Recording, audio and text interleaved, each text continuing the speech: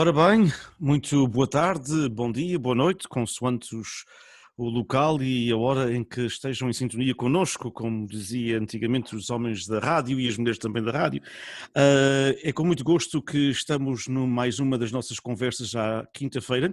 As conversas são feitas semana sim, semana não em português e intercalamos com inglês, e o intuito é celebrar os 100 anos da rádio em língua portuguesa na Califórnia, portanto o primeiro programa de rádio, segundo a pesquisa do nosso amigo o professor Dr. Eduardo Meião Dias. O primeiro programa de rádio começou no dia 10 de junho de 1920, na zona de Stockton Modesto, com um senhor chamado José Vitorino, um imigrante da Ilha Terceira, portanto um conterrâneo meu e do nosso convidado de hoje. E o senhor José Vitorino tinha, eu gosto sempre de dizer esta novidade que eu soube através de uma entrevista do Sr. Frank Mendonça, que tenho o arquivo, em que o Sr. José Vitorino não sabia ler nem escrever. Era analfabeto, mas sabia falar e sabia comunicar, e foi ele que começou o primeiro programa de rádio em língua portuguesa na Califórnia, a Universidade Estadual da Califórnia em Fresno, através do Instituto Portuguese Beyond Borders Institute. Estamos a comemorar com estas conversas que são, para os nossos amigos que estão a ouvir, são ao mesmo tempo gravadas e também são arquivadas na universidade, porque a intenção não é só celebrar esta efeméride, mas é também que ela fique connosco para a eternidade, para daqui a 50 ou 100 anos, quando quiserem falar sobre, fazer alguma pesquisa sobre a rádio portuguesa em Califórnia, tenham estas gravações. Portanto, são gravadas e também transcritas. O nosso convidado, já ouviram, toda a gente que vive na Califórnia conhece, e não só na Califórnia, um pouco por todo o mundo, Osvaldo Palhinha, quem eu conheço, o meu irmão de peito de Artísia, quem eu conheço desde o ano de, vou-me datar, mas quer dizer, foi antes de 1980 que eu o conheci, acho que 77 ou 78. E, portanto, há 42, 43 anos, pelo menos, eu era um rapaz novo, tinha cerca de 20 anos. E o Osvaldo também um pouco mais velho que isso. Osvaldo, muito boa tarde, primeiro, Boa bem-vindo. tarde.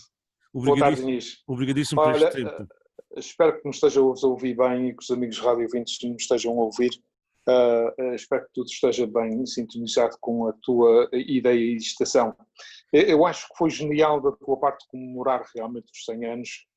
Eu penso que nós, de facto, vamos ter essa história da rádio portuguesa na Califórnia que necessitava ser contada, não há dúvida nenhuma, porque há tanta gente que fez rádio e tanta gente que ficou ligada à rádio de uma forma tosca, como foi o meu caso, não é? Eu nunca tinha feito rádio anteriormente e, por conseguinte, assumo que a grande maioria, se não a maioria, que fez rádio na Califórnia nunca fizeram rádio anteriormente.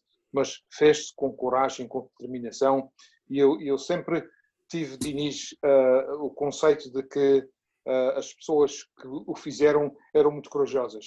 As pessoas que o fizeram tiveram muita persistência, muita coragem, muita dignidade. Imagina que esse senhor José Vitorino não sabia ler nem escrever e fez rádio, ok? Quantos fizeram que nós, quando nos conhecemos de início, ou quando eu vim para a América, nós dávamos uma certa risada, vinhamos frescos da pátria mãe, e agora o nosso português era um bocadinho melhor e no meu caso não estou muito melhor, mas o facto é que nós dávamos uma risada daquilo que se fazia e daquilo que se coisa. Hoje, vendo a coisa com uma certa clareza diferente, nós percebemos que foi de facto corajoso para todos aqueles que entenderam que a rádio era importante e que tinham uma palavra a dizer no aspecto radiofónico da Califórnia. Parabéns a todos, parabéns a todos. Eu tenho na minha mente muitos que posso citar que fizeram rádio aqui no sul da Califórnia e eu penso que a nossa conversa vai se focar exatamente para o sul da Califórnia. Mas eu gostava, exatamente, vai-se focar no sul da Califórnia, porque tu conheces esse terreno melhor do que ninguém, mas eu gostava que nós começássemos com um bocadinho da tua própria história de imigração, ou seja, quando é que vieste para a América, em que ano e para onde é que foste, etc. Conta um bocadinho a tua história de imigração. Olha, eu vim para a América com a minha mulher em 1970. A minha mulher vinha para ter um bebê com 8 meses. E eu consegui viajar derivado das muitas amizades que eu tinha, inclusivamente na Ilha Terceira, porque 8 meses não era permitido viajar num avião para qualquer país que fosse. As pessoas não eram responsáveis, aqueles que eram responsáveis por isso mesmo não permitiam, porque havia uma multa de $25.000, naquele tempo $25.000 era grande, o perigo da pessoa ter o bebê dentro do avião e aplicava-se a multa de $25.000 e, portanto, foi uma viagem que eu me lembro sempre com muito carinho. A minha mulher, principalmente na segunda viagem de Boston até à Califórnia, já estava cansada, estava vermelha, as suas cadeiras de bordo traziam uma almofada para ela se sentir mais confortável. Eu perguntava como é que ela se sentia de 5 em 5 minutos, e não te esqueças que eu trouxe também a avó de minha mulher connosco, e que já tinha 80 e não sei quantos anos. Portanto, mas ela passou a viagem muito bem, com ela não havia problemas. A minha preocupação naquele momento era com a minha mulher, não é? E cada 5 minutos eu perguntava: estás bem, estás a sentir bem e tal, e ela, da maneira que é, sabes, conhece a Aurélia, ela acomodava sempre e acalmava-me sempre e dizia que estava tudo bem. Chegámos à Califórnia um mês depois, nasceu a minha filha, e que é casada, tem 2 netos lindos, uma família linda que eu adoro.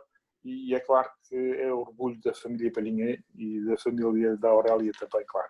E vocês foram diretamente para a zona de Artísia? Artísia, Okay. diretamente Portanto, para Artísia. Desde que estás aqui, tu e a Aurélia sempre viveram nessa zona? Sempre.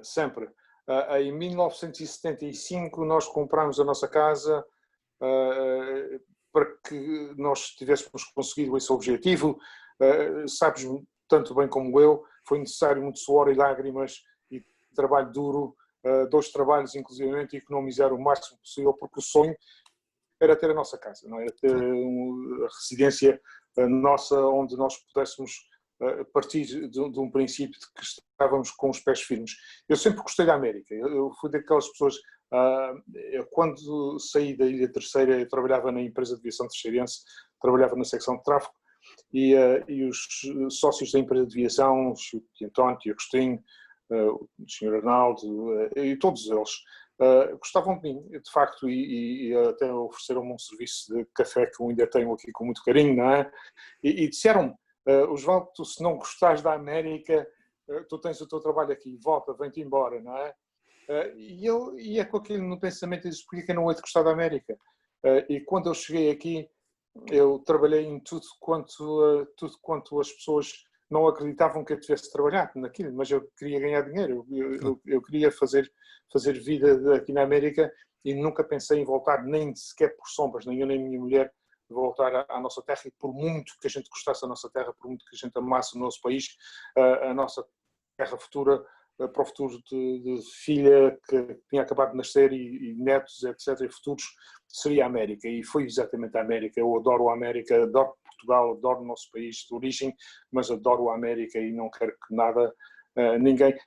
Eu apetece-me de vez em quando de falar mal da América, mas não gosto de mais ninguém, de ouvir mais ninguém falar mal da América. Não é uma questão de falar mal, é uma questão de gostar que a América seja melhor do que é.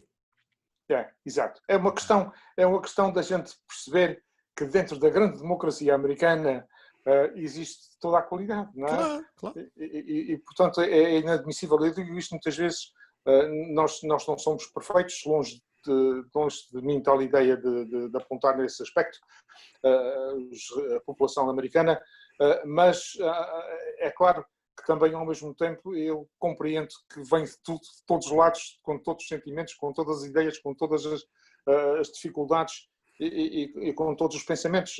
As pessoas, bom, isto é uma mescla tão grande de nacionalidades e de gente, e todos vêm, inclusivamente de países cuja política e cuja vida social e política é diferente da nossa, é completamente diferente, e que estão habituados. Mas, de qualquer maneira, perguntaste bem. Eu cheguei aqui, arranjei trabalhos, fui trabalhar em tudo quanto era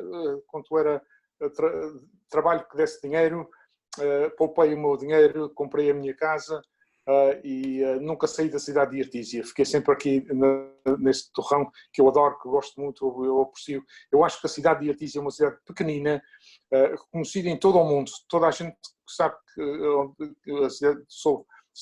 a cidade de Artísia existe, mas não há dúvida nenhuma que eu adoro esta cidade e parece-me que vou ficar aqui até não sei quanto. Mais uns 25 ou 30 pelo menos. Nosso Senhor te ouça. Olha, a gente conseguiu salvar-se desta pandemia. é verdade, é verdade, é verdade. Acho que toda a gente vai viver mais 25 ou 30 anos, seguramente, independentemente da idade, não é? Dinis, eu gostaria, antes da gente continuar, de mandar uma saudação muito amiga a todas as pessoas que nos estão a sintonizar. Mais uma vez, dar-te os parabéns por estas tuas iniciativas.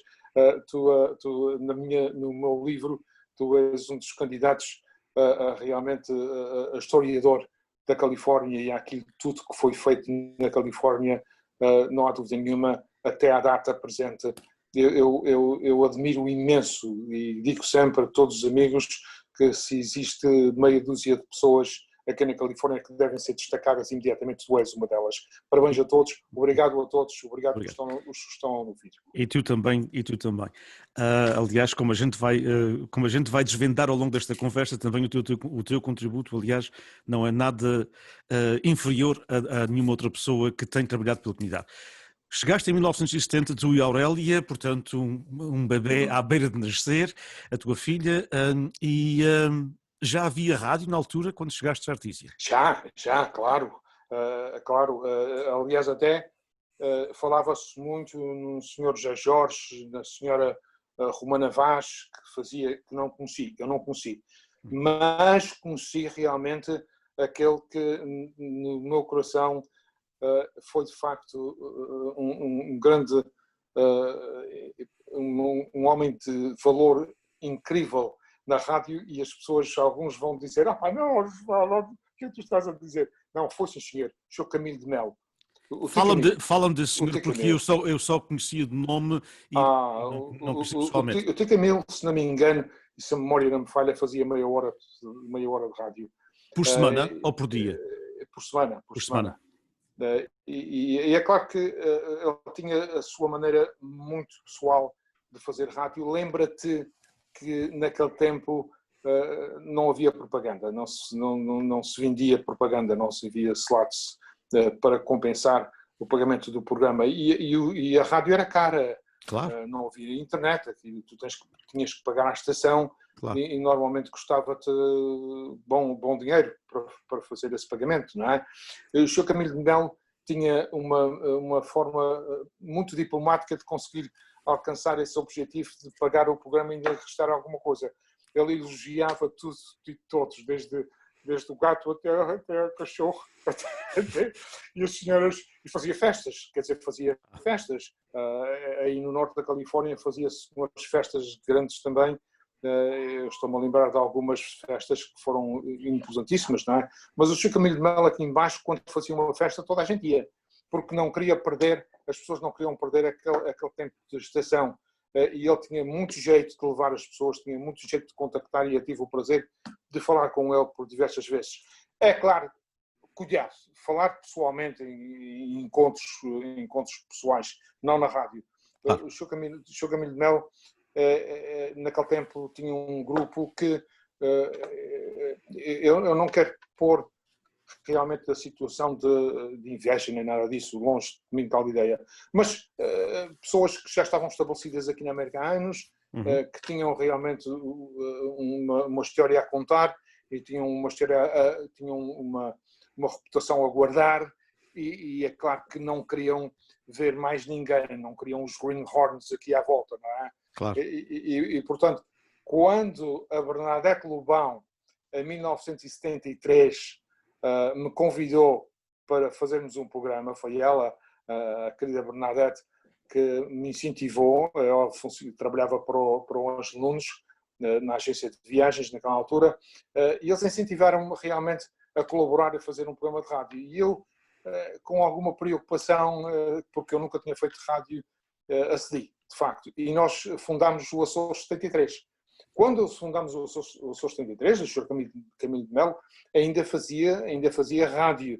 E, portanto, houve ali uma fricção, claro, houve ali uns ciúmezinhos e tal, e coisa, mas aquilo passou. O Sr. Camilo também já tinha a sua idade, ele levou muitos anos na rádio.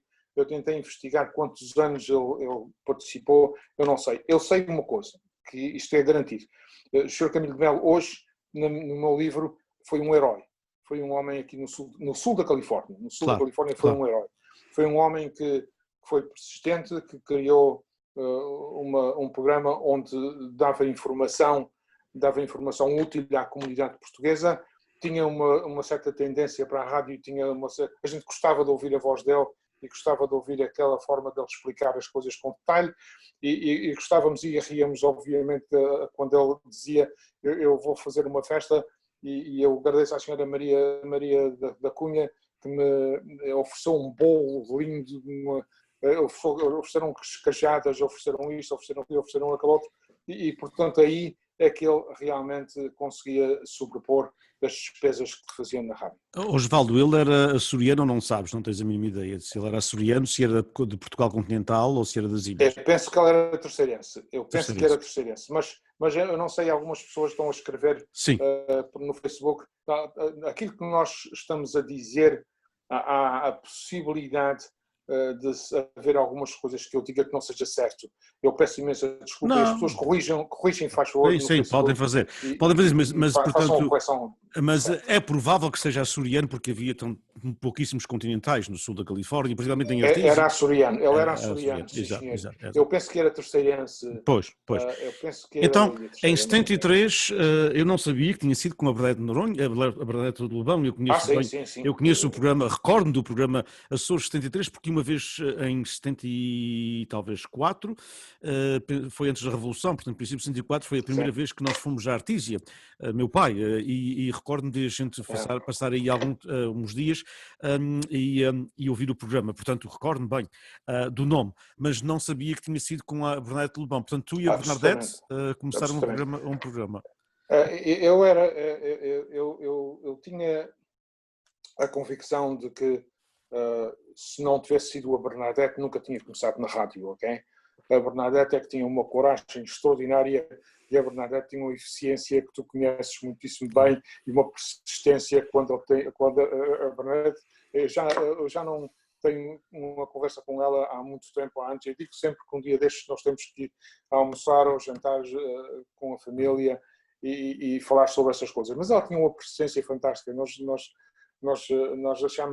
achávamos tão interessante quando ela resolvia vender um produto, vender um artigo, vender uma coisa qualquer, e eu estou a relacionar, e a Bernadette vai sair com certeza, quando ela resolveu vender panelas de pressão, daquelas panelas, serviços de panelas, ela conseguia descrever as panelas e vender as panelas sem haver um modelo da panela, porque ela não tinha panela em cima da mesa, mas chegava à casa da pessoa e descrevia aquilo naquele tempo, imagina. As pessoas não fazem ideia, muita gente não faz ideia em 1970 e 1960 o que é que era a Califórnia. Isto tinha as suas condições que não eram muito práticas para o nosso dia a dia. Nós tínhamos que trabalhar, tínhamos que vir para casa, tínhamos que sustentar a família e tínhamos ao mesmo tempo que pertencer às organizações. Nós tínhamos que pertencer ao futebol, nós tínhamos que pertencer ao Artista de IES. Todas as organizações que se fez aqui foram dos nossos heróis portugueses que juntaram à sua vida familiar e juntaram também as coisas, as iniciativas que fizeram para o bem da comunidade. E eu estou ligado a algumas delas, mas muitos outros estiveram ligados a outras coisas muito mais importantes do que aquilo que eu estive ligado. Portanto, 73 foi o programa Açores 73? Açores 73. Quanto tempo continuaste com esse programa? Porque depois também tiveste outras aventuras, não é? Eu tive outras aventuras, claro. Acontece que houve um pequeno desentendimento que não foi comigo e com a Bernadette, diga-se de passagem, não é? Eu não vou entrar em explicações, mas claro, um pequeno coisa. Nós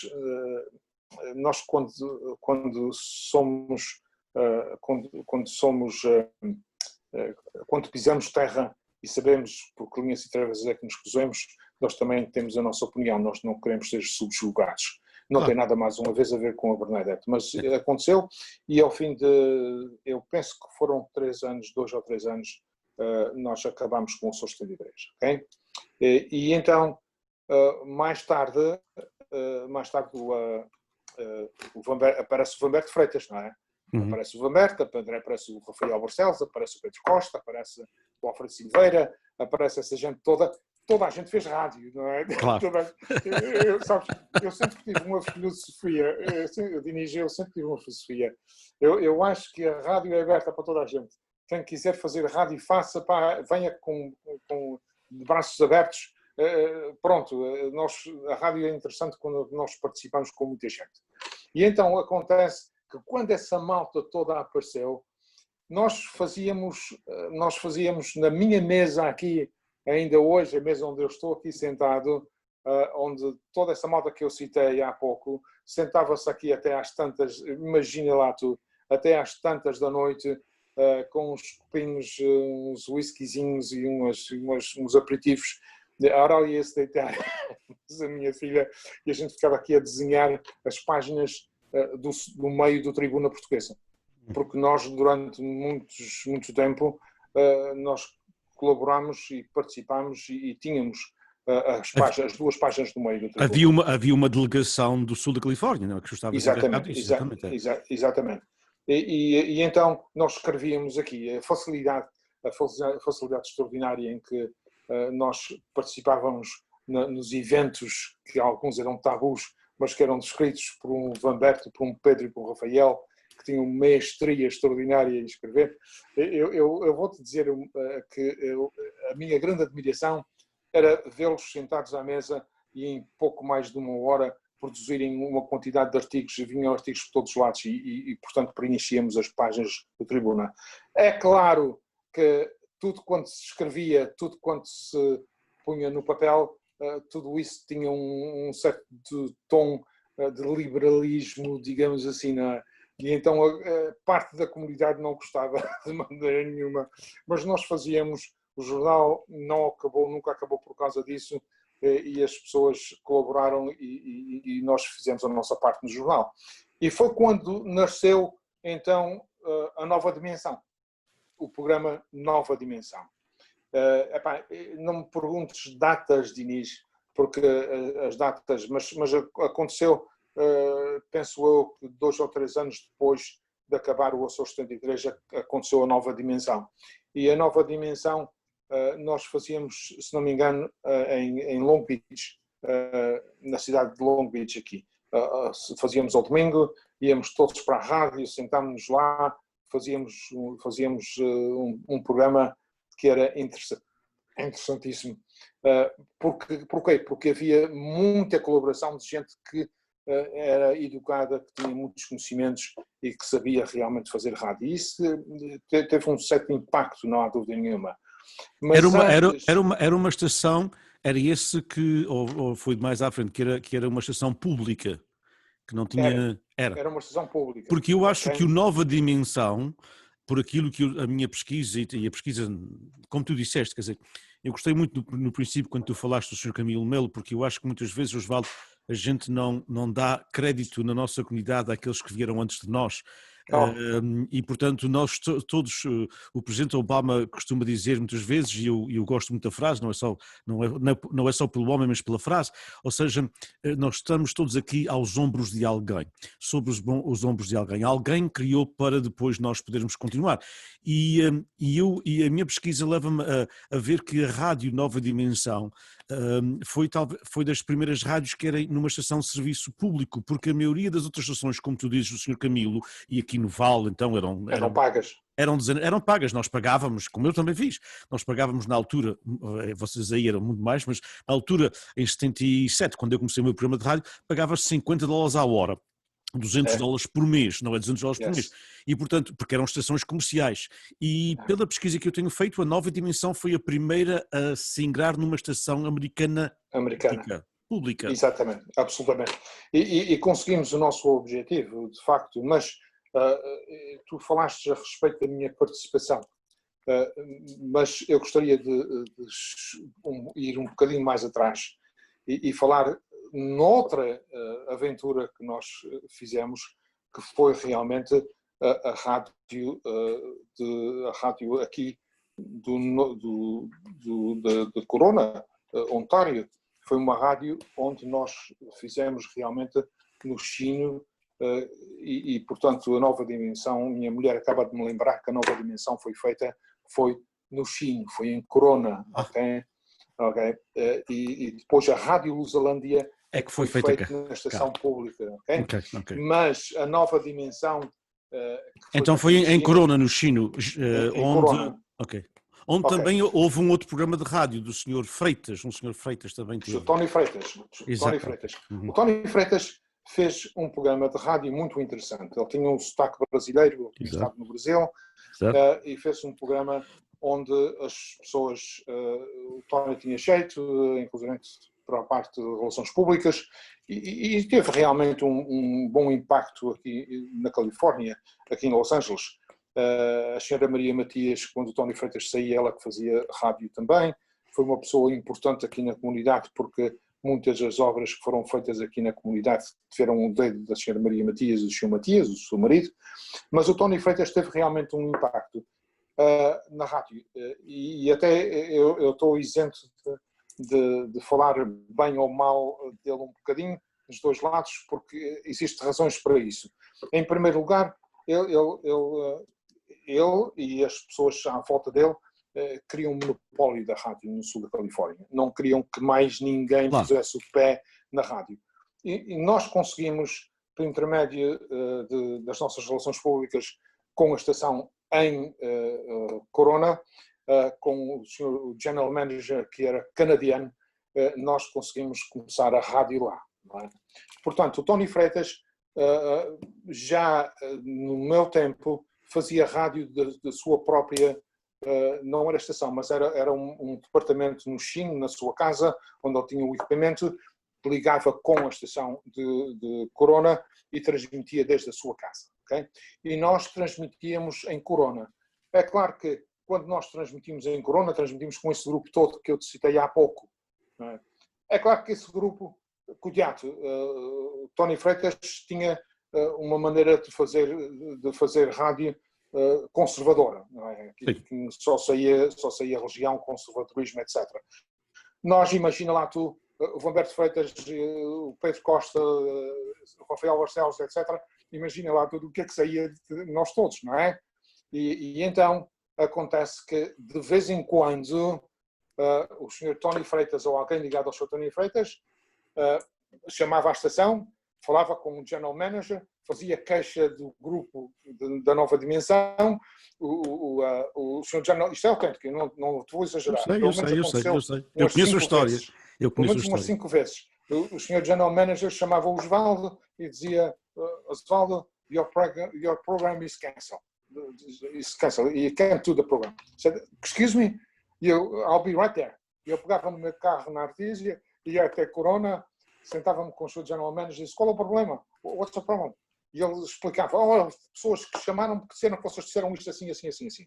Disse ela, mas isso é vulgar, isto é uma coisa aqui na América até é ridículo.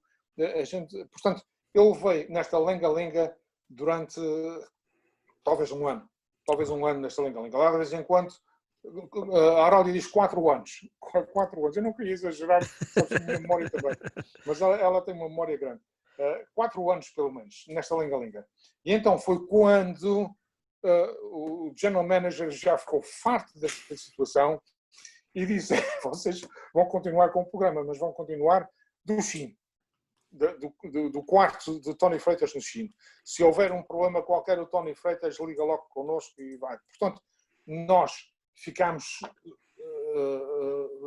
ofendidos com aquela situação, mas a escolha era ou fazer rádio sobre a alçada de Tony Freitas ou era acabar com a rádio. E então resolvemos continuar. Então vocês estavam os dois na mesma estação? Na mesma estação. Estávamos aqui só que vocês faziam no estúdio da estação e ele fazia de casa. Exatamente, tal e qual. Passámos a fazer então daí a queixa, não?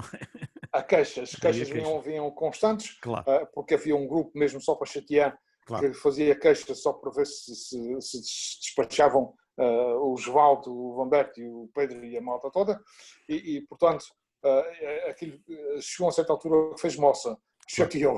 Claro. E então foi no dia que a gente já fazíamos, há uns meses, em casa do Tony Freitas, já estávamos fartos da situação, que um dia resolvemos acabar com o programa. Não dissemos nada a ninguém e eu estou a ver, eu tenho uma memória desse momento que me dá para rir, dá para me fazer comédia, mas que não é bem comédia, é a realidade da rádio naquele tempo. A realidade da América também, da América daquele tempo. Há muita gente que não sabe bem as contas com que nós temos todos que traçar para estar a bem com a política americana, com o sistema americano. Claro. Nós resolvemos fazer uma despedida. No estúdio estava o Roberto, o Pedro, o Alfredo, a malta toda, e nós tínhamos escrito na véspera um despedimento, um adeus. Okay? E eu comecei a ler o adeus. Okay? E fui lendo o adeus. O adeus tinha mais ou menos uns 25 minutos daquilo que o Humberto e o Pedro tinham escrito, e eu comecei a desembrulhar as nossas reclamações, e chega a uma certa altura que eu digo, e desta vez não é a estação, e eu contei a história da estação, das vezes que eles tentaram cancelar, etc. E desta vez não é vocês que cancelam a gente, desta vez a gente é que cancela vocês. Nós não queremos fazer mais rádio aqui nesta sessão, porque esta sessão é antidemocrática, e continuo a descrever, ainda tinha mais ou menos uns 10 minutos, quando o Alfredo Silveira veio até à estação, até o quartinho, havia uma janela em casa de Tony Freitas, e ele veio às minhas costas, tocou-me nas minhas costas, e eu virei-me assim, até estranhei, porque eu estava a acabar de ler a minha nota, e o Alfredo disse, é escusado tu continuas a ler na nota, porque já não estás no ar. Eles cortaram-te, não é? Porque eles ouviam, estavam a ouvir cá fora a estação, e puseram música, quando puseram música, cortaram o votos, não é? Eu levantei-me com a minha calma toda, embrulhei as minhas coisas, não deixei porco a ninguém, não demos, aliás, porco a ninguém, pegámos nas nossas trouxas todas e abandonámos a estação e até hoje. O Tony Freitas é uma recordação. Eu não digo que ele não fez um bom trabalho para aqueles que eram conservadores e para aqueles que eram realmente, como é que eu vou te explicar, não queriam nada que fosse controvérsia nem progresso, queriam a linha de costume, e ele fez isso muitíssimo bem. E pronto, e a história está contada. Sim, eu não volto a contar, porque esta fica em arquivo, eu não volto outra vez a contá-la para ninguém em arquivo. Mas depois então é que vocês movimentaram-se, e uma coisa, mas além dessa estação, e além do Nova Dimensão, e o próprio programa do Sr. Freitas, ser, portanto, em Corona, no Chino, na zona de Chino-Corona, ouvia-se em Artísia. Ouvia-se. Okay. Não se ouvia numa perfeição absoluta, mas ouvia-se. Okay. Havia zonas que tinham uma melhor recepção do que outras. Sim. Inclusive havia zonas mais longe que Artísia, que se ouvia melhor que se ouvia na Artísia. Mas ouvia-se razoavelmente bem. Mas depois então é que começaram a Rádio Lusalândia, e essa sim foi na estação pública, não é? Essa sim, portanto era perto de Artísia, não é? Rádio Lusalândia era perto de Artísia, e foi aí em Rádio Lusalândia que nós de facto começámos a falar à vontade. Claro. Começámos a dizer as coisas mais ou menos, quer dizer, nós procuramos sempre não ultrapassar umas certas medidas. Sim. Claro. Por exemplo, eu acho até, Dinis, que algumas vezes na Nova Dimensão a estação até tinha razão, e até o Tony Freitas tinha razão, e as pessoas tinham razão, porque nós fizemos alguns programas que se fosse hoje eu não o fazia. Nós fizemos um programa para homenagear o 25 de Abril e pusemos tudo quanto era de esquerda, só para chatear mesmo, não é? Portanto, claro.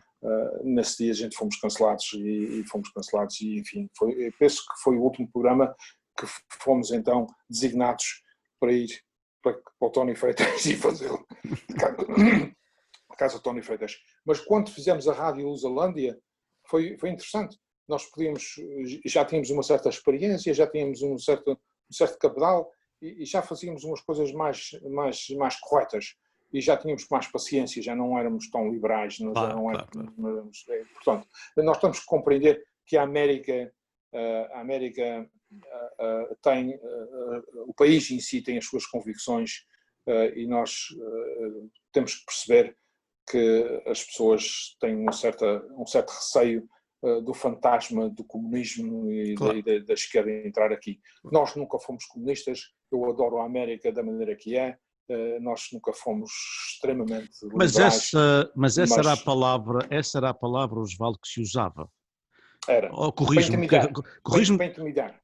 corrige-me se eu estou errado, mas quer dizer, eu também apanhei com ela na cara, e aqui em Colar, várias vezes, portanto apanhei com essa palavra, até mesmo já no ensino. Portanto, quando não se entende uma coisa, na comunidade mais antiga, e espero que isso tenha mesmo ficado com a comunidade mais antiga, na comunidade mais antiga, quando não se percebia uma coisa de uma pessoa, ou não se concordava com ela, era automaticamente comunista. E eu até digo-te uma coisa, eu não gosto dos extremos, tanto faz um como o outro. Os extremos eu penso que são prejudiciais, tremendamente prejudiciais a tudo quanto nós podemos, a progressão deste país. No entanto, nós atualmente temos um outro extremo que é um perigo para a nação. E as pessoas nem entendem bem, e eu não quero entrar nesse assunto agora, vamos falar da rádio, senão, a não ser que tenhas mais uns 3 ou 4 horas de programa, melhor é a gente voltar ao princípio. Mas, de qualquer maneira, a Rádio Lusolândia foi interessante. O navegador, nós fizemos um navegador na estação de Long Beach. O navegador nasceu já com o Vasco Matos, com o meu amigo Vasco Matos. E nasceu porque o Gilberto Gonçalves teimou que o seu restaurante, o Navegador, devia ter um programa de rádio, ok? E a malta disse, ok, pronto, vamos fazer um programa de rádio. Naquele tempo não fazíamos nada, ele arranjou a estação em Long Beach, ele negociou a coisa e nós participámos na estação em Long Beach. E até eles gostavam daquilo que nós fazíamos, eles entendiam que nós tínhamos uma boa audiência, mas depois cansou, o Navegador cansou, era demasiado, também era caro, e pronto, adiante. Portanto, essa foi a aventura da rádio minha aqui no sul da Califórnia, o que já era bastante sintomática dos anseios que nós tínhamos de fazer coisas diferentes na comunidade portuguesa, a bem da comunidade portuguesa, e hoje parece que temos alguns dos frutos que foram plantados naquela altura. Portanto, tiveste esses anos todos com essa outra malta, digamos assim, que todos nós conhecemos e respeitamos, na Rádio Lusolândia, depois a rádio, quer dizer, enfim, as pessoas, o Pedro veio para o centro da Califórnia, o Vamberto foi regressou aos Açores, outras pessoas que deixaram a rádio e começaram a fazer carreiras, como tu também, não é? Etc. E mais tarde deste uma reviravolta em tudo quando começaste a Rádio e Televisão Artísia, porque foi uma espécie de novidade, porque agora toda a gente usa a internet, agora toda a gente usa as televisões e as rádios por cabo, mas era uma coisa completamente nova nesses anos atrás. Cuidado, aconteceu uma coisa muito interessante. E eu não tomei a iniciativa, alguém tomou a iniciativa. Eu vou-te explicar. Todas as estações de rádio aqui na América, todos os lugares, todas as cidades, não estações, todas as cidades aqui na América têm a possibilidade de fazer aquilo que nós fizemos. Porque há um Access Channel. O Access Channel é um canal da comunidade portuguesa e, portanto, houve alguém que descobriu que nós podíamos ter rádio, mas podíamos ter televisão também aqui na Artísia. Podíamos ter o Access Channel. E a malta disse que nós podemos fazer televisão. E eles disseram, sim, vocês podem fazer televisão. Há já quem o faça. E eu fiquei pasmado porque eu não sabia e comecei a ligar a televisão. E vi então um senhor que já tinha a sua idade, chamado Manuel Martins, e o David a fazer televisão. Eles a fazerem televisão. E o Carlinhos também a fazer televisão. Carlos Medeiros. Eu estou a tentar ver se me lembro dos nomes. Carlos Medeiros, Manuel Martins, que era de São Miguel, o velhote de São Miguel. E acontece que essa malta começou realmente a fazer televisão. Uma televisão rudimentar. E houve alguém que teve a fraca ideia de me dizer, a gente consegue fazer melhor, ok? E eu disse, consegue fazer melhor, mas eu não me quero meter nisso, ok? E disse, não, vocês, desculpa, eu já tive rádio durante esses anos todos, eu não tenho paciência para isso, pá, eu estou completamente fora de órbita. Na televisão, vocês estão malucos, okay? Eu quero fazer televisão. E foi quando este senhor Manuel Martins e o Carlos Medeiros vieram à minha casa e disseram, a gente não aguenta com aquilo que nós temos, a gente precisava de ti para fazer televisão. E eu disse cá para mim, estes gajos estão a oferecer a possibilidade, disse, olha, eu posso experimentar, mas isto vai ter que fazer outra reunião. E eu tenho que convidar um amigo meu, que era o Vasco Matos. E ficamos assim combinado. E na estação, foi a primeira vez que nós vimos a estação, que fomos lá, eu e o Vasco, e lá estava o senhor Manuel Martins e o Carlos Medeiros. E eles explicaram que aquilo era, eles tinham um cuidado medonho, um cuidado não se mexe naquela máquina ali, que se carregar no botão daquela máquina a gente vai para o ar, a coisa, e eu e o Vasco sentados a ouvir aquelas coisas todas daqueles dois amigos. E o programa era realmente muito pobrezinho, o que eles faziam era muito pobrezinho mesmo, demasiado pobre. E então, a certa altura, eles apresentaram a hipótese de nós nos ligarmos a eles, e eu olhei para o Vasco e o Vasco olhou para mim e disse, vamos experimentar. Mas eu disse, nunca mais me esqueço daquilo que eu disse, olha, meus caros amigos, eu tenho visto aquilo que vocês fazem e realmente aquilo que vocês fazem precisa ajuda, mas se eu e o Vasco, que está aqui sentado comigo, se nós viermos para aqui, cuidado, porque se vocês criarem problemas, a gente salta por cima de vocês e vocês nunca mais encontram a gente aqui. Ok? Sim senhor, não há problema nenhum. Se isto não for bem coisa. Bom, conclusão. Ao fim de 2 meses eles desapareceram os dois porque não dava de maneira nenhuma. Porque eles não podiam ir a passo com aquilo que nós estávamos a fazer. E então, foi aí que nasceu a televisão. Nasceu depois um grupo de diretores, que foi muito bem escolhido, com muito boa gente. O Abel Alves era o secretário, o senhor, sei lá, é um grupo de amigos que foram absolutamente extraordinários e que conseguiram sempre conseguir o dinheiro para pagar as despesas e ao mesmo tempo para fazer com que nós pudéssemos comprar o equipamento para transmitir televisão com 3 câmaras, tal e qual como uma estação de televisão. E pronto, e a história ficou na televisão da Artesia a ser reconhecida em todos os lados. Que nós íamos, reconhecia-se finalmente que nós tínhamos uma televisão aqui no sul da Califórnia, que era a Rádio Televisão Artesia. E estava circunscrita à cidade de Artesia ou também tinha acesso em outras cidades? Circunscrita à cidade de Artesia. Okay. A cidade de Artesia recebia a estação, tinham o privilégio de ver todos os dias ou toda a hora, porque eram 24 horas por dia se fosse necessário. Nós íamos com uma câmara RCA muito pequenina à comunidade, filmávamos, trazíamos as imagens logo imediatamente para o estúdio, punhamos no ar e as pessoas tinham o privilégio de estar em casa a ver o evento que acabou há poucos minutos, uma parada, uma reunião, uma coisa qualquer tradicional portuguesa.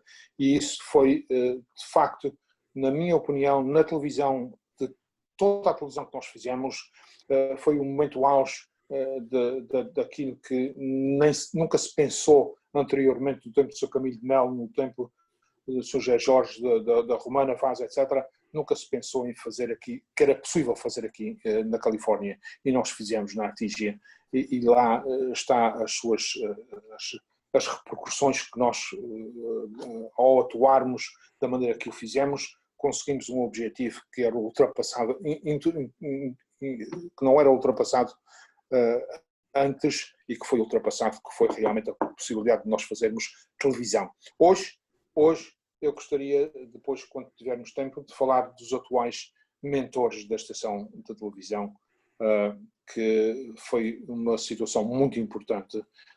Nós convidámos o Manuel Ifcota e o Manuel Aguiar e eles começaram a fazer rádio os dois. Como todos nós sabemos, o Manuel Ivo é cego, tem problemas de visão.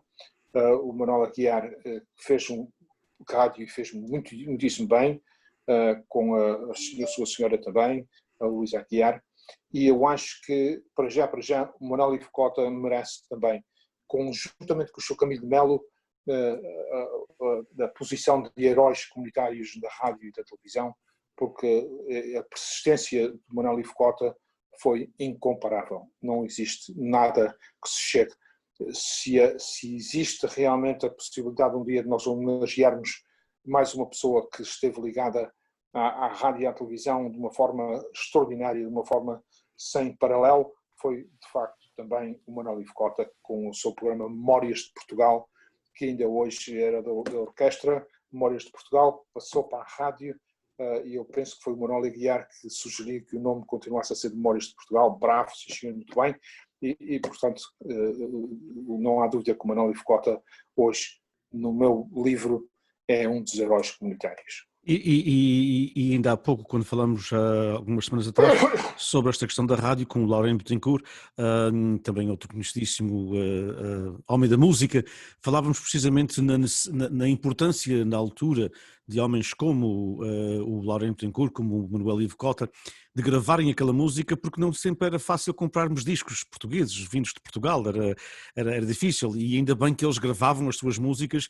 e que davam acesso às rádios locais a terem, portanto, uma mistura de música que não lhes custava um balúrdio, porque não era só comprar o disco, mas também era mandá-lo de lá para cá, ou então irmos a uma casa portuguesa que nem sempre existia, onde havia a música que era mais cara. Portanto, eles também contribuíram com o seu talento de música para que a rádio tivesse algum sucesso, não achas? Absolutamente, não há dúvida nenhuma. Eu penso que toda esta gente, mas é toda esta gente, sem exceção, contribuíram para que a nossa presença aqui na Califórnia fosse admirada. As outras estações, as outras organizações, ainda hoje eles admiram-se como é que nós temos as nossas sociedades portuguesas aqui na Califórnia, como é que a comunidade portuguesa é muito mais pequena do que a nossa latina, como é que vocês conseguiram o objetivo de terem esse valor incomparável, porque a nossa persistência foi extraordinária, a nossa persistência aqui no sul da Califórnia, que nós não éramos muitos, nós somos uma comunidade relativamente pequena aqui no sul da Califórnia, mas imagina lá tu o trabalho que foi desenvolvido para conseguir o que nós temos hoje no sul, até San Diego, a indústria de pescas em San Diego, a forma como aquela malta de San Diego tem a coragem, o Hidalmiro e o meu querido amigo cancionista, que eu esqueço sempre dele, o professor. O Zé Duarte. O meu querido amigo Zé Duarte, que eu não sei como é que me fui esquecer do nome dele. O Zé da Adega. Eu admiro muito o Zé. Eu admiro muito o Hidalmiro e a malta toda. Mas o Zé Duarte é outro dos heróis que é importante que fique gravado na história da Califórnia, porque ele desenvolveu uma organização no extremo sul da Califórnia que será lembrada por muitos anos. A sua orquestra, os seus grupos de teatro, o seu folclore, tudo tem um carimbo, tudo isso tem um carimbo do Zé Duarte em San Diego e, portanto, e do Hidalmiro, mas o Zé Duarte mais do que ninguém. Mas eu gostava de lembrar também que em San Diego houve uma pessoa, já que falamos no sul, houve uma pessoa que merece ser mencionada também, que fez rádio e que fez com muito orgulho, o Paulo Goulart. O Paulo Goulart foi também uma pessoa de gabarito e que tinha muito orgulho naquilo que fazia. E o Paulo que chamava-me e dizia-me: Osvaldo, como é que se faz isso? E eu disse: opa, tu não me perguntes a mim como é que se faz, tu sabes melhor do que ninguém como é que se faz, estás a perguntar a uma pessoa que não tem a capacidade que tu tens. Não, Osvaldo, eu sou um nabo nesta coisa, pá, tens que me explicar como é que isso se faz. E eu ia explicando dos meus fracos conhecimentos, mas ele foi realmente essencial nesse aspecto. Quando nós damos o salto para a televisão portuguesa, isso é uma história para contar também, mas enfim... Mas conta. Queres que eu conte já? Ok, pronto. O problema destas entrevistas é que tu não tens comercial para a gente respirar fundo. Não tem, não tem. E eu pedi um copo de água agora. Portanto, Um copo de água. pede água à vontade, quer dizer que não. Eu estou a pedir. Mas acho que era importante, portanto, falarmos um bocadinho como deste espaço para a televisão, para a Rádio Televisão Artísia, e ao mesmo tempo também termos uma perspectiva narrada por ti, obviamente, de como depois deste o outro grande salto que foi fazer o programa Contacto para a RTP Internacional, que a partir do sul da Califórnia, portanto, deu cobertura e levou a Portugal uma nova imagem da comunidade. Portanto, até o programa Contacto existir, não havia forma de se saber, portanto, o que é que se passava na Califórnia. Aliás, as televisões raramente davam coisas da Califórnia. Portanto, conta-nos, portanto, narra-nos, portanto, essas duas partes. A parte de como é que foi para a televisão e depois para o Contacto. Ok.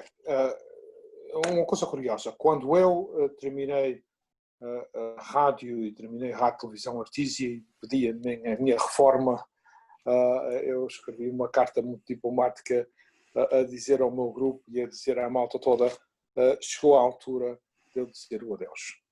Ao fim de 10 anos como General Manager de Rádio e Televisão Artísia, chegou a altura de outros tomarem as rédeas da organização e trazerem as suas ideias diferentes, trazerem o seu modelo daquilo que tencionam fazer, mas eu já estou cansado, eu cheguei à altura que preciso de férias e, por conseguinte, vocês desculpem, mas eu vou-me embora. Muito obrigado a todos, obrigado, meus caros amigos. E eu vou-te explicar que eu nunca expliquei a ninguém até hoje o meu sentimento sobre isso. É que tu fazes uma coisa e estás ligado a uma coisa, há sempre quem pense que sabe fazer melhor que tu. Claro. E é lógico, porque eu sou consciente de que isso acontece, eu estou consciente de que as pessoas às vezes não medem inclusivamente o trabalho que é atingir um certo objetivo, como foi a Rádio e Televisão Artísia, mas, ok, eu faço melhor, eu consigo fazer melhor. E eu estava a ver, eu não quero dizer que estava a ser espremido, mas eu estava a ver que existia oposição à minha permanência como General Manager de Rádio e Televisão Artísia. O presidente era António Aguiar, eu aguentei sempre durante os 10 anos o presidente como António Aguiar, porque eu acho que merece uma referência aqui muito especial. Foi uma pessoa muito dinâmica para a Rádio e Televisão Artísia, assim como os outros também o foram. O Sr. António foi também foi essencial para a manutenção de 10 anos de Rádio e Televisão Artísia, mas tinha chegado à altura de eu perceber que o meu tempo já estava terminado. Goodbye, carta de despedimento, carta de um adeus, um abraço a todos. Muito obrigado pelos 10 anos que eu estive aqui em Rádio Televisão Artísia, mas eu agora vou-me embora, vou ter com a minha família, vou despender o meu tempo com a minha mulher, com a minha filha e gozar os anos que eu tenho. Eu era relativamente novo naquele tempo, mas de qualquer maneira já estava cansado. E vim-me embora. E durante 2 anos, eu estive completamente desligado à rádio, à televisão, desligado a tudo. Portanto, e estava consciente que não ia voltar a fazer rádio nem televisão, nem nada disso. Para já, aqueles que estavam a fazer televisão não estavam a fazer muito mal, estavam a fazer bem, e quem era eu para chegar lá e dizer eu faço melhor, de maneira nenhuma. E por conseguinte, eu tiro o cavalinho da chuva, acabou-se rádio, acabou-se televisão, acabou-se tudo para mim, ok? Até que um dia de manhã eu estou em pijama, estou-me a ver em pijama aqui no meu computador. Eu tinha um computador aqui neste quarto, sendo o computador ainda em pijama, sento-me na frente do computador, abri o e-mail e vejo uma mensagem da RTP. Ora, naquela altura havia um sujeito da Costa Leste que já me pedia às vezes um segmento de 2 ou 3 minutos para incluir no seu segmento de televisão. E eu fazia isso, fiz isso com um agrado, fiz isso durante 3 ou 4 vezes, se não me engano. Era relativamente fácil, eu tinha uma camarazinha, filmavam as coisas aqui rápidas e mandava para ele. E ele incluía no seu programa. E eu, quando chego aqui ao computador, eu vejo que realmente havia uma mensagem da RTP. E a mensagem era de uma senhora secretária, que depois tornámos muito amigos, e a senhora dizia assim, Sr. Doutor, que era diretor da RTP, que eu agora... Lopes de Araújo? Lopes de Araújo, como é que eu me posso esquecer do Dr. Lopes de Araújo? Um bom amigo. Um grande amigo e uma pessoa sensata, uma pessoa que realmente via as coisas na RTP de uma forma diferente. Mas, de qualquer maneira, a mensagem dizia assim, Sr. Osvaldo, se fizesse favor, chamava o Sr. Dr. Lopes de Araújo, eu queria falar consigo. A minha primeira ideia foi, olha, vou levar com os maços. Eu fiz alguma coisa naqueles 2 ou 3 minutos que eu escrevi para a Costa Leste e este gajo, este tipo quer me dar com os maços, percebes? E portanto, eu não vou chamar. Não tenho nada de chamar. Nessa altura, a minha mulher levanta-se e fica atrás da minha cadeira e lê. E diz assim, tu vais responder? Digo, eu respondi. Eu digo, ora, agora não sou masoquista, não sou para estar aqui a levar pancadinha das gajos, ainda tenho obrigações nenhumas, nem com o RTP, nem com o programa lá de baixo. O gajo pediu-me lá embaixo os 2, 3 minutos, eu mando os 2, 3 minutos e pronto. Né? Eu não quero fazer mais nada, eu não quero nada com isso. Não é? Diz minha mulher, não, tu tens a obrigação de chamar, tu não vais de maneira nenhuma deixar de o fazer porque ficas sempre sem saber o que é que o senhor quer. E então foi quando eu chamei. A senhora secretária disse-me, o senhor Osvaldo, um momento por favor, o doutor está à espera da sua chamada. Ok, oh my God. Lá veio, e eu sentei-me bem na cadeira e disse cá para mim, ok, aguenta-te, Osvaldo. E foi quando o Sr. Doutor veio ao telefone. O Sr. Doutor Lopes de Araújo veio ao telefone e diz, Sr. Osvaldo, como está? Está bom? Muito obrigado, Sr. Doutor. Como está a sua família? Está tudo bem, graças a Deus. Eu disse cá para mim, disse cá para mim, olha, pelo menos até agora eu ainda não veio com os maços. Ela só quer saber da minha família. Diz ele assim, Sr. Osvaldo, nós temos um programa chamado Contactos. E nós temos contactos à volta da queremos ter à volta da América. Nós temos o contacto em New Jersey, temos o contacto em Nova York, temos o contacto no Brasil e gostávamos de ter um contacto na Califórnia. E chamando para as pessoas que estão aí, que são nossas amigas aqui na RTP, todos dizem que a pessoa certa para fazer este programa que é o senhor. O senhor é capaz de fazer meia hora de programa, Contacto Califórnia. Sabes uma coisa, Inês, eu não estava à espera, eu, sinceramente, genuinamente não estava à espera. A primeira coisa que me saiu da boca para fora foi, posso, senhor? E digo assim, quando é que o senhor quer? Eu estava à espera de ele dizer, daqui a 1 mês ou daqui a 2 meses, disse para a semana. Eu disse, sim, senhor. Olha, vê lá tu, eu nunca me esqueço de ter dito sim, senhor 2 vezes. E ele diz, ok, então pronto, então faça-me um programa de meia hora, mande-me e a gente vamos ver um prototype, vamos ver como é que a coisa funciona. E eu fiz conjuntamente com alguém que eu não sei se gostaria de mencionar ou não, mas eu vou meter a pessoa agora até o momento, e depois acontece que produzimos meia hora de programa. Depois o amigo desapareceu e eu fiquei sem a capacidade de edição. Eu conseguia juntar as peças para fazer meia hora, entrevistas, etc., mas não sabia edição, não tinha capacidade de edição. E eu estava esmorecido, estava chateado, e minha mulher diz-me assim, Osvaldo, não existe no mercado programas que ensinem a fazer edição, imagina lá tu, não existe programas que existem que possam fazer edição. E se calhar existe. E eu fui aqui a um mercado local e eles deram-me realmente um programa, ok? Pinnacle. Ora, imagina o Osvaldo a estudar o Pinnacle para editar um programa para a RTP. Imagina, eu hoje estava a vontade de rir e inquieto-me para parar de rir quando eu me lembro desse tempo. Eu levei 3 noites que eu não dormi. Que tinha que trabalhar dia. E basicamente eu tinha que aprender a fazer edição porque o Sr. Lopes de Araújo queria uma cópia do prototype numa semana. E eu olhei para o computador e disse, vamos para a frente caminho. Já sabiam as peripécias, já sabiam as coisinhas, e o final da questão é que depois eles gostaram, quiseram mais, e durante anos, foram 6 anos, eu editei os programas da RTP, eu editei tudo. Eles lá de vez em quando tinham um reparozinho a fazer e chamavam-me e diziam-me que isto ou aquilo não estava bem, mas raramente o faziam. Mas faziam e fez televisão pela primeira vez nacional, onde o que nós fazíamos, eu sei que era rudimentar, eu sei que tinha a sua carência, não há dúvida nenhuma, mas não há dúvida nenhuma também que as pessoas gostavam.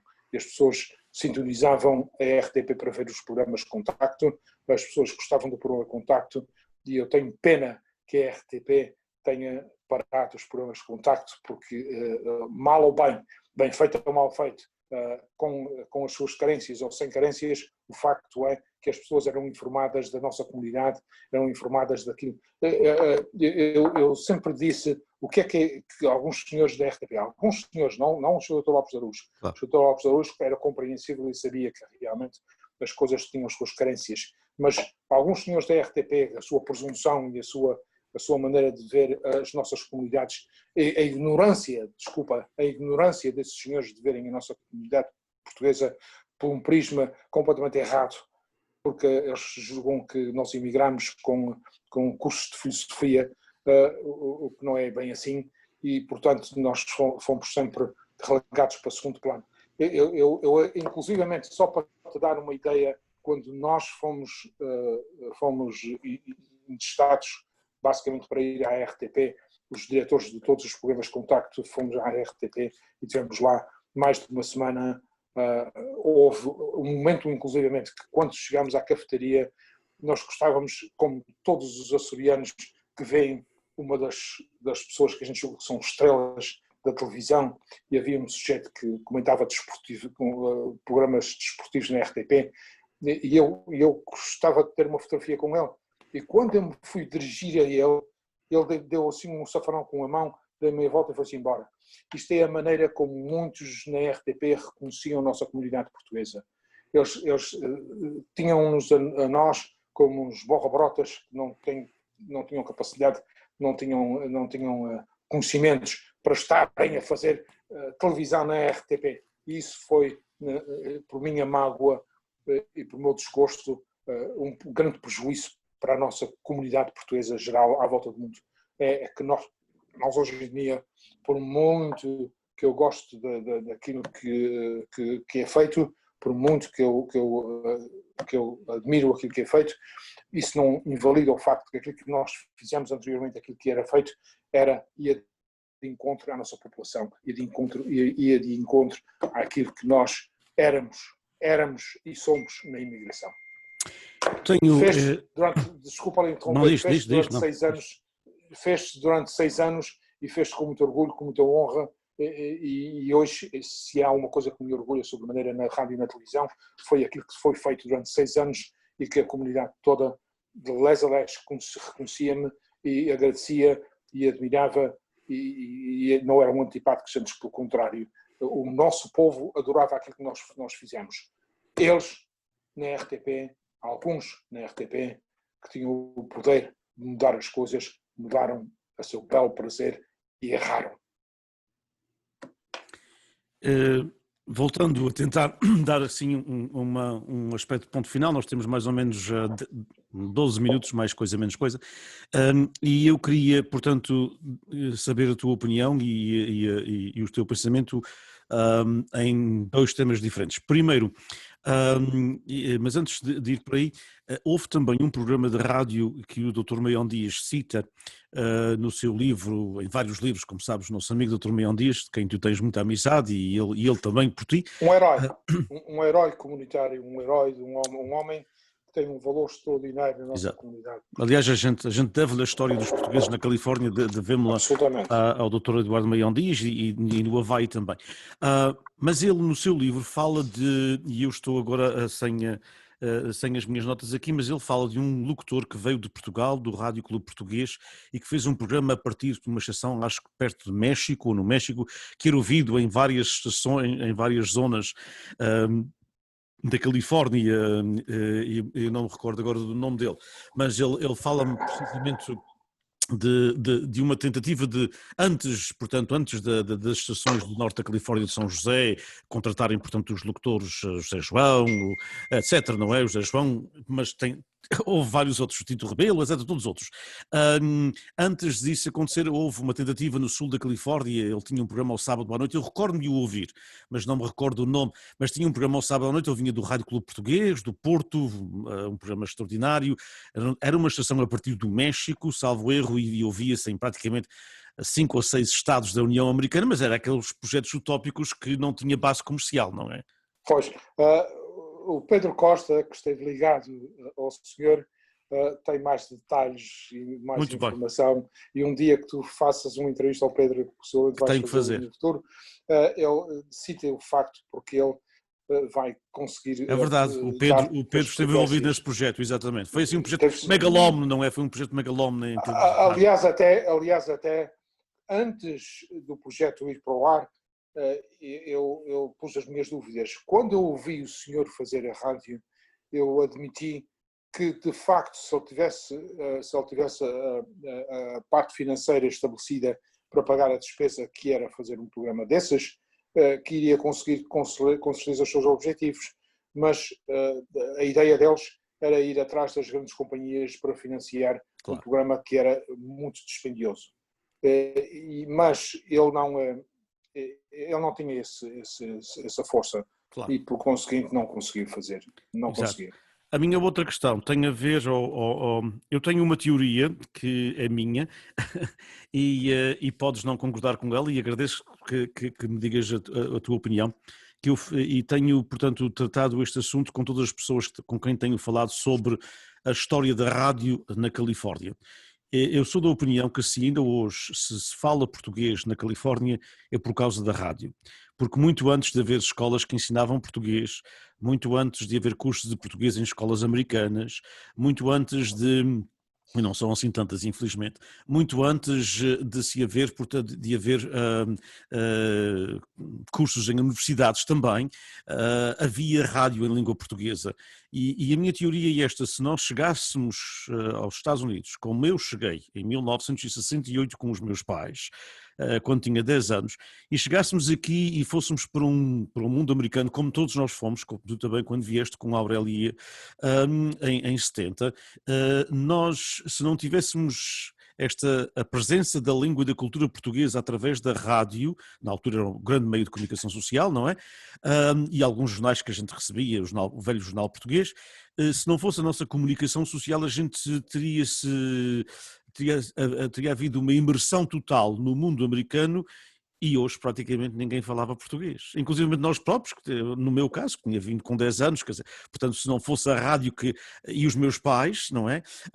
Mas as pessoas que até como os meus pais que não falavam português, eu também não falava, mas eles mais velhos, obviamente, a rádio era uma forma de estar ligada à língua portuguesa sem ter que se aprender inglês para saber as notícias, porque a rádio dava as informações e tudo. Portanto, qual é a tua opinião no aspecto da rádio ser... Sim. Na minha opinião, portanto, qual é a tua opinião da rádio ser um meio que manteve a língua portuguesa e também um meio que deu vida às associações? Porque antes de termos... Foram os programas de rádio, na minha opinião, a falarem da rádio, que nos deram, portanto, que depois criássemos filarmónicas e grupos de folclore e essas coisas todas. Se não houvesse uma rádio de tocado folclore, as pessoas tinham-se esquecido do seu folclore.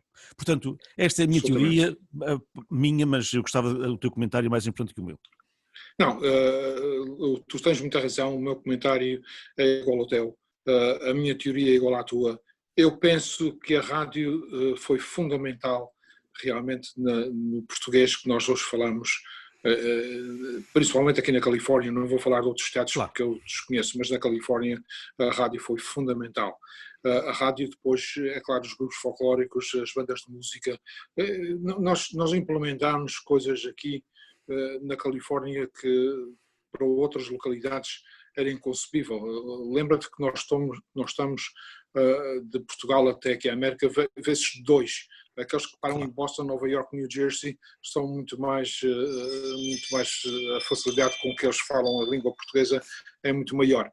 Nós aqui na Califórnia nós tínhamos um objetivo no princípio, onde eu fui também membro do Parental Advisory Committee, era o Title 7. Portanto, o Title 7 era realmente o nosso ponto de batalha. Nós tínhamos que mandar os pequenos para a escola e eles teriam que aprender o português.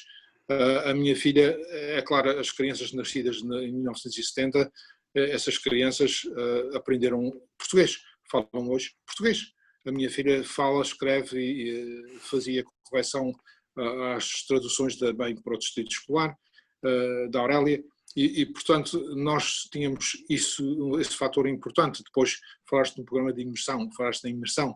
Depois passou para o programa de imersão porque muita gente não gostava do Title 7, e eu tenho uma palavra a dizer aí, é que o desespero de pessoas como eu, e como tu, e como outras pessoas mais, de percebermos que os pais eram enganados muitas vezes pelo distrito escolar, onde se dizia que a criança ficava atrasada, claro, no ensino do inglês se aprendesse duas línguas.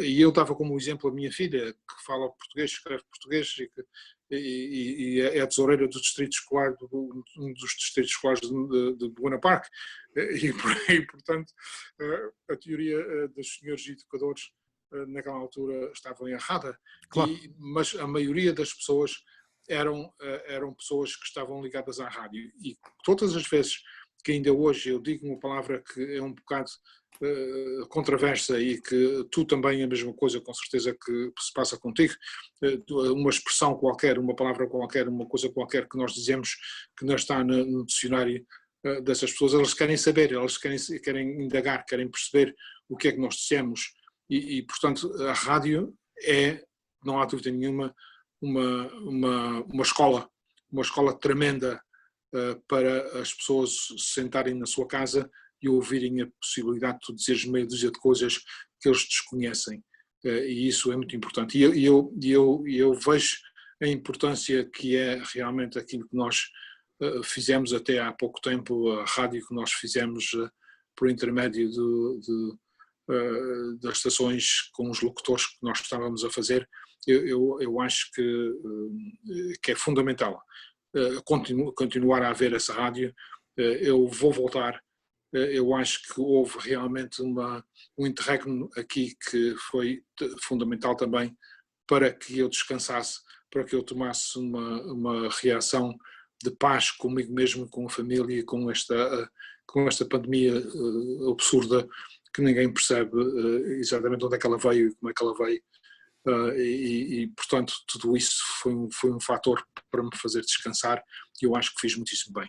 Fizeste muito bem, mas há uma coisa agora, portanto, estivemos a falar de um passado, no teu caso, que começa em 1970 e sempre envolvido de uma forma ou de outra, com alguns interregnos, como todos nós, não é? Como toda a gente, mas de uma forma ou de outra sempre envolvido num aspecto qualquer da comunicação social, e tu estiveste em todos. Tens a rádio, tens o jornal, portanto, estiveste na delegação, portanto, do Tribuna, porque convém dizer que não era só uma página, quer dizer, convém dizer que era, de facto, uma secção feita no sul da Califórnia. Eu recordo-me a célebre fotografia que está com o João Brum, quando ele foi aí pela primeira vez, e tu e o Vamberto e outras pessoas, o Alfredo, etc. E, portanto, também foste cronista várias vezes, durante vários anos, dos próprios jornais, e a tua experiência de televisão, quer televisão local, quer televisão para a RTP. O que é que a gente agora, como é que vamos, o que é que vai acontecer daqui para a frente, Osvaldo? O que é que tu vês em termos de comunicação social? É como tu disseste, a tua filha fala português, mas imagino que os teus netos já não falam tanto, porque os meus também não falam, e portanto a rádio em língua portuguesa poderá ter os seus dias contados, porque a comunidade está a ficar mais americana, menos portuguesa. Não há aquela avalanche daquela imigração que veio quando tu vieste, e eu também, e outros vieram, não é? Até praticamente 1980, 82, quando vamos a ter alguma imigração, mas agora já lá vão quase 35 anos sem imigração. O que é que tu vês para o futuro, primeiro, em termos de rádio portuguesa na Califórnia, e segundo, como é que se vai, é uma pergunta em dois sentidos, ou melhor dito, uma sinfonia, portanto, em dois andamentos. A primeira, como é que vamos manter rádio para uma comunidade que é mais americana do que portuguesa, E segundo, qual é o papel que as rádios, como a tua, como a Rádio Lusolândia agora online e as outras rádios do Diaspora Media Group, etc., qual é o papel que essas rádios, porque eu também aí tenho uma teoria, que é que essas rádios começam a ter um outro papel diferente que a tua e a minha rádio que fizemos em 1980 ou 1965 não tinham. Ou seja, pelo mérito de chegarem a várias partes do mundo através da internet, poderão fazer aquilo que o Contacto já não faz, ou seja, contar a história dos portugueses além Califórnia. Deixa-me te explicar uma coisa que é, na minha opinião, fundamental. E eu posso dizer que tenho alguma experiência nesse fator. Nós, em 1970, quando cheguei aqui à América, havia uma população ávida por informação, por notícias. Foi uma imigração jovem que veio para aqui com a ideia de não só fazer vida razoável e financeiramente estável, como também educar os seus filhos. E o resultado está em que, quando, eu posso dar um pequeno exemplo, eu era membro do Parental Advisor Committee, quando a Aurélia trabalhava para o distrito escolar, e numa das reuniões, o fator importante, numa das primeiras reuniões que eu atendi aqui na América, o fator principal era saber como é que nós vamos convencer os pais a mandarem os filhos para o ensino bilingue. E acontece que eu estava calado, o que é que eu ia dizer, eu não tinha conversa naquela altura para o tema que se estava a falar, de discutir, porque eu nem sequer sabia bem como é que a coisa funcionava, e a certa altura eu perguntei, mas eu estou a ver que existe aqui uma confusão com o sistema escolar. Quantos alunos neste momento saem da instrução primária e vão para o high school? Quantos alunos portugueses seguem? E houve um silêncio na sala. Houve um silêncio na sala e depois eu disse, espera, sai alguns, realmente ele disse, a minha querida amiga Valentina Vargas disse a gaguejar como de costume, desculpa Valentina, disse, Osvaldo, sai alguns, muito bem. E do high school para o colégio, quantos saem deste grupo que está agora mesmo aqui na escola Elliott? E aí houve o silêncio absoluto e a Valentina já era como de costume, minha querida amiga, disse pura e simplesmente nenhum. E eu fiquei absolutamente pasmado. Nenhum. Isto em 1970. Em 1980 nós tínhamos, dessa geração de imigrantes, nós tínhamos filhos e netos que estavam a estudar, que estavam no colégio, que estavam nas universidades e que hoje são formados e que são doutores e que são advogados e que são profissionais. Nós temos uma grande camada de gente competente para fazer aquilo que eles quiserem. E a rádio não é, eles não querem. Olha, eu tenho aqui o equipamento completo para fazer rádio. Eu tenho, imagina lá tu o que nós padecemos para irmos a outras cidades fazer rádio e pagar a preço de ouro rádio. O João Manuel Dias, eu já falei com o João Manuel por várias vezes sobre isso, nós temos o equipamento nas nossas casas, temos o equipamento no nosso quarto, nós temos o equipamento aqui, nós já pedimos às pessoas para aproveitarem isso que está aqui, fazerem grátis, façam, venham aqui e digam eu quero fazer rádio, eu explico como é que se carrega no botão, é muito fácil e vocês estão no ar. Não senhor, não aparece ninguém, não há ninguém que queira fazer rádio. Eu sinto realmente uma pena medonha que o futuro da rádio portuguesa, como tu percebes e como tu estás ciente, não é brilhante, de maneira nenhuma. É um futuro muito exigente para as camadas jovens, a vida está cara, eles têm família para sustentar, eles alegam que não têm o tempo para andar a entreter quem nem quer ser entretido. Claro. Essa é a imagem que eles têm e portanto, eu vejo um futuro negro para a rádio, a não ser que apareça de repente, sei lá, com esta entrevista que acabámos agora de fazer, pode ser que de repente apareça alguém que queira fazer rádio. Claro. Se quiserem fazer rádio, é grátis, venham até aqui à minha casa, eu explico como é que se faz, eu explico como é que se carrega nos botões. Agora não, em tempo de pandemia, por favor, não vão à tua casa, portanto, depois da pandemia. Depois da pandemia, eu tenho a minha máscara, eu uso a minha máscara religiosamente. Eu só não uso a minha máscara das portas para dentro como a minha mulher. Claro, O resto claro. eu uso a minha máscara. Mas, E a outra questão, Osvaldo, achas que, sim, uma vez que a vossa rádio, a rádio que é feita presentemente online, e vou concentrar apenas nessa rádio, e muitas estações também estão online, não é? Atenção, portanto, mesmo aquelas que estão na onda média, no pois, AM ou no FM, também têm online. Portanto, uma vez que, como tu dizes, que a comunicação não há quem queira fazer e também os ouvintes são menos, não é? Porque muitos dos idosos já faleceram. Qual é o papel que neste momento a rádio tem que não tinha quando fazias o Nova Dimensão ou o Açores 73 ou a Rádio Lusolândia e eu também quando fazia as minhas rádios aqui no centro da Califórnia e outras pessoas? Nós éramos ouvidos simples e unicamente na nossa cidade ou na nossa zona.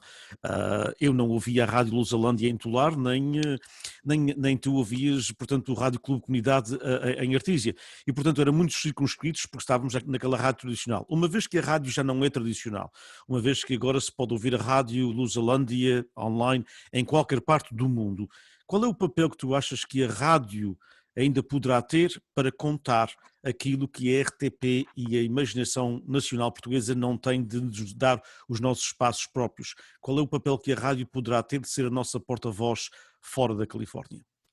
olha, para já, eu acho que a audição da rádio online é muito maior do que aquilo que era antes. Em qualquer parte do mundo as pessoas podem ouvir a Rádio Lusolândia, em qualquer parte vocês podem ouvir logo de manhã o Paulo Matos com a sua discoteca Paulo, vocês podem ouvir toda essa malta que faz rádio, porque é online, é rádio online, e isso é grátis, ninguém tem nada a pagar, a não ser que, sei lá, a internet, se Claro, claro, quiserem alegar que a internet tem que claro, ser paga, claro. mas a audição é muito maior. Eu reconheço que as pessoas, por exemplo, nos Açores e que contactam comigo mensalmente e que veem e ouvem a rádio religiosamente e ouvem o meu programa religiosamente na Ilha Terceira, em São Miguel, no Faial, São Jorge, as pessoas ouvem a rádio Lusolândia desde a Califórnia. Isso é importante. E ouvem também aqui na Califórnia. Pois, Aliás, até quando eu não posso ir para o ar porque por qualquer emergência imediatamente eles chamam-me para saber a minha saúde, para saber como é que eu estou, para saber que eu recebi tantas chamadas, como eu estava devastado com a situação atual e isso intimidou-me de sobremaneira a pandemia, não há dúvida nenhuma que eu isolei-me e nesse isolamento eu resolvi não chamar ninguém. Eu claro, resolvi não responder porque eu não tinha a paciência de estar a dar explicações sim, às pessoas e claro. peço imensa desculpa que isso tenha acontecido a todos. Eu vou tentar pagar isso com a minha volta à rádio, não sei em que termos, mas a minha volta à Claro. Rádio Futura. Achas que as rádios, como a Rádio Lusolândia online, poderão ser a nossa tábua de salvação de Absolutamente. uma liga, não só da comunidade, mas de uma ligação da comunidade para Portugal, porque são raros os meios de comunicação social portugueses nacionais e até mesmo regionais que têm espaço sempre, não é um espaço quando o rei faz anos, como dizia a minha avó, não é o espaço quando há uma festa que celebra 100 anos na Califórnia, mas o espaço para as nossas vivências. Portanto, as nossas vivências daqui para lá poderão ser contadas pela vossa rádio. Absolutamente, absolutamente. Agora, é necessário apoio e Claro, aí claro. não há esse apoio. Aí há essa falta de apoio total da parte da comunidade de más línguas, inclusive. Agora vou aproveitar agora o fim do programa para, para dar com os maços em algumas situações. Inclusive o governo português. Então o que é isso? Então não era para o governo português suportar algumas rádios pelo mundo fora, porque, sabes, há aqui um aspecto interessante que as pessoas não sabem. Eu faço tudo sozinho. Claro. A única coisa que existe é o João Manuel Dias a fazer a ligação e quando eu não posso ir para o ar, eu chamo o João Manuel e o João Manuel eu peço socorro e liga-me, por favor, porque eu não consigo ir para o ar. E o João Manuel, com a sua eficiência, a sua diplomacia e a sua vontade, liga-me. Mas agora, mais ninguém me ajuda a fazer nada. Eu é que tenho que contactar com os meus convidados. Como tu sabes, eu sou um programa falado, por conseguinte, tenho os meus convidados. Eram 3 horas, 2 vezes por semana, eram 6 horas de rádio. Não pode haver espaços, já na rádio eu entendo que não pode haver espaços, e eu tenho que fazer tudo. Não existe pagamento para ninguém. Eu não posso estar aqui a ter um empregado qualquer que me faça os apontamentos, que me diga, olha, Osvaldo, segunda-feira tu tens este, aquele e aquele outro convidado. Se isso acontecesse, a rádio seria muito superior. Se houvesse alguém que escrevesse as notícias e me pusesse na minha frente as notícias para eu ler, ou quisesse ler mesmo as notícias semanalmente, isso seria extraordinário. Se houvesse alguém que dissesse assim, ok, Osvaldo, eu faço as notícias importantes da comunidade, e há tantas coisas importantes, Dinis, há tantas